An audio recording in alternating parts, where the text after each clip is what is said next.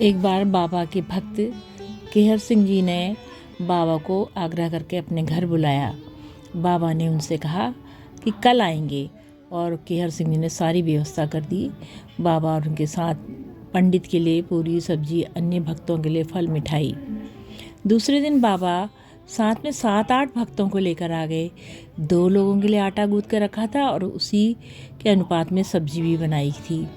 पत्नी एक छोटी सी कढ़ाई में पूड़ी छानने को तैयारी करने लगी। पूड़ियाँ बनाने के बाद एक थाली में प्रसाद सजा कर बाबा के सामने ले जाया गया। उसमें एक ही ताज़ी पूड़ी थी। बाबा धीरे धीरे उसे खाने लगे। दूसरी पूड़ी लेने के लिए वो जब गए तो अहंग को बढ़ाने के लिए बाबा बोले, देखो कैसे दौड़कर जा रहा है मेरे लिए पूड़ी लाने। पर तुरंत दूसरी पूड़ी लाने पर उसी अहंग पर चोट पड़ गई। भक्तों की तरफ इशारा करते हुए बाबा ने कहा, इनको नहीं खिलाएगा, फिर बुलाया क्यों था, इनको भी खिला। बाबा सदा ही अपने से अधिक अपने भक्तों के प्रति सचेत रहते थे, आदर करते थे।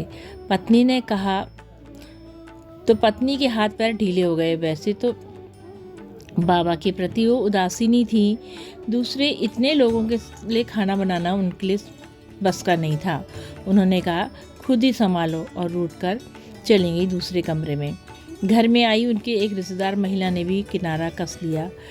फिर केहर सिंह जी किंग कर्तव्य विमूढ़ हो गए। तभी उनका एक चपरासी बोल उठा, सरकार आप बाबा जी को खिलाएं, मैं बनाता हूँ। कुछ आश्वस्त होकर बाबा जी के लिए पूड़ियाँ ले गए।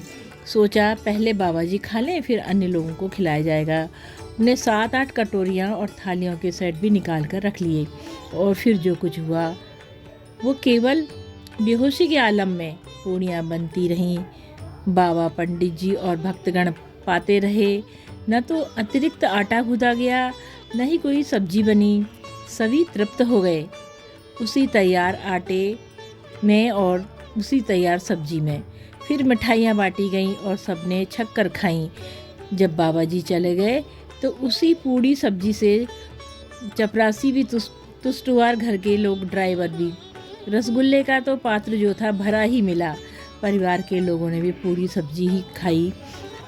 2 की जगह 19 उसी आटे से सब्जी से तृप्त होकर चले गए। अपना कौतुक कर बाबा जी चल दिए और अपने भक्त की लाज बचाकर। जय हो नीम करोड़ी बाबा की सदा जय हो, माँ सिद्धि की सदा जय हो। बाबा सदा अपने भक्तों का कल्याण करना प्रभु, कल्याण करना प्रभु। जय हो बाबा, जय हो।